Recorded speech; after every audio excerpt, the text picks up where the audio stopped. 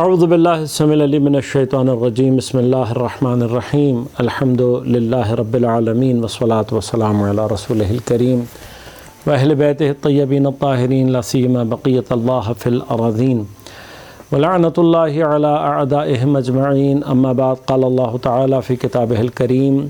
بسم اللہ الرحمن الرحیم شہر رمضان الذی انزل فیہ القرآن هدى للناس وبينات من الهدى والفرقان صدق اللہ العلی العظیم۔ عزیزان گرامی قدر، ماہ مبارک رمضان اپنی تمام برکتوں رحمتوں کے ساتھ موجود ہے۔ اس مہینے میں وارد ہونے سے پہلے پیغمبر اکرم صلی اللہ علیہ وآلہ وسلم خطبہ شعبانیہ میں ماہ مبارک رمضان کو کیسے گزارا جائے، یہ ارشادات آپ کے رہنما اصول ہیں تمام ان مؤمنین کے لیے کہ جو اس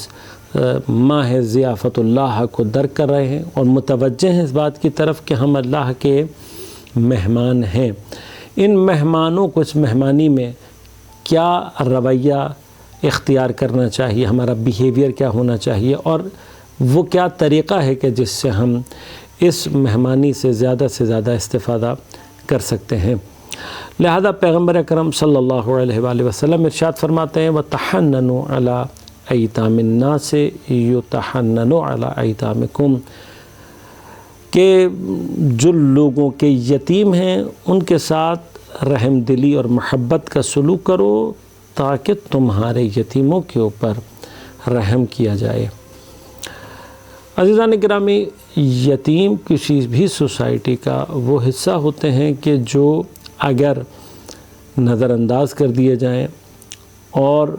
اگر ان کا خیال نہ رکھا جائے تو سوسائٹی کے اندر ایک ایسا امبیلنس کریٹ کر سکتے ہیں کہ جو کہ آگے چل کر پوری سوسائٹی کے لیے نقصان دہ ثابت ہو سکتا ہے۔ عام طور پر جو ڈیوینٹ بیہیویئرز نظر آتے ہیں سوسائٹی میں، اس کی ایک اہم وجہ سوسائٹی میں افراد کے ساتھ ایک ناروا سلوک ہے، اور یہ ناروا سلوک عمومی طور پر ان بچوں کے ساتھ پیش آتا ہے کہ جن کے سرپرست دنیا میں نہ رہیں۔ پروردگار عالم اس طبقے کو اور اس کیفیت کو اصل پالنے والی ذات پروردگار عالم کی، اس نے ہمارے ماں باپ کہ جو ہمارے سروں پہ سلامت رہتے ہیں،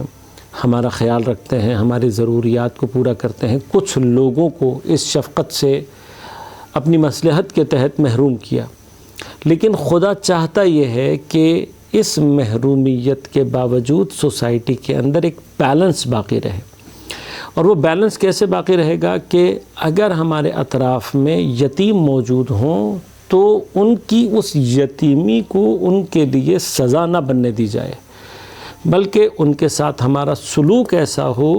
کہ وہ اس محرومیت کا اتنی شدت سے احساس نہ کر پائیں۔ یہی ہمارا رویہ ہماری سوسائٹی کو اس طریقے سے ڈیولپ کر سکتا ہے کہ وہ جو ڈیوینٹ بیہیویئر پیدا ہوتا ہے، وہ جو ایک امبیلنس پیدا ہو رہا ہے سوسائٹی میں، اس سے بچا جا سکتا ہے۔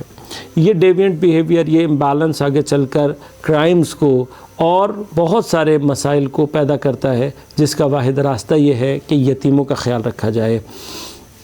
یتیم ہماری سوسائٹی کا وہ حصہ ہیں کہ جن کو ہماری توجہ کی سب سے زیادہ ضرورت ہے۔ خود ماہ مبارک رمضان میں ہماری اپنی سیلف کنٹرول کی جو ایک تربیت شروع ہو رہی ہے، اس کا ایک حصہ یہ ہے کہ ہم اپنے بچوں کو دیکھتے ہوئے یہ سوچیں کہ اگر میرا بچہ اس سچویشن میں آ جاتا تو کیا ہوتا۔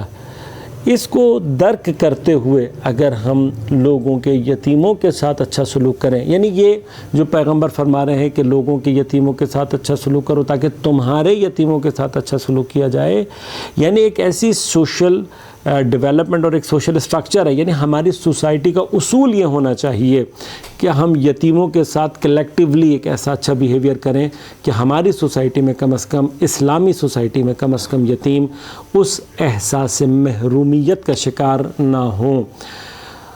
اس دعا کے ساتھ کہ خدا ہم سب کو یہ توفیق عنایت فرمائے۔ والسلام علیکم ورحمۃ اللہ وبرکاتہ۔